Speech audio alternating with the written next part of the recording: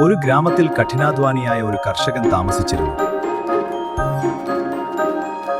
അവൻ ദിവസവും തന്റെ വയലിൽ കഠിനാധ്വാനം ചെയ്തു. അവൻ കോഴികളോടും വളരെ സ്നേഹമുണ്ടായിരുന്നു. ഒരു ദിവസം ഒരു ചതിയൻ കുറുക്കൻ അവിടെ എത്തി.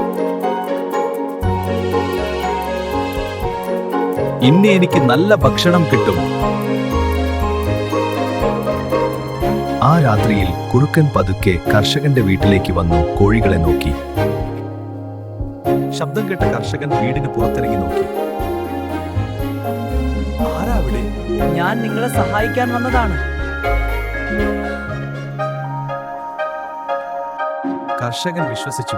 പക്ഷേ കുറുക്കൻ മനസ്സിൽ വേറെയായിരുന്നു. രാത്രിയിൽ കുറുക്കൻ കോഴിയെ ആക്രമിച്ചു. കുറുക്കന്റെ ചവിട്ടി പിടിച്ചു. അടുത്ത ദിവസം കർഷകൻ ഉണർന്ന് കോഴിക്കൂട്ടിലേക്ക് നടന്നു. അവൻ ഞെട്ടിപ്പോയി. ഒരു കോഴി കാണാനില്ല. ഇനി എന്ത് ചെയ്യും? നിൽക്കവിടെ ചതിയാണേ കുറുക്ക.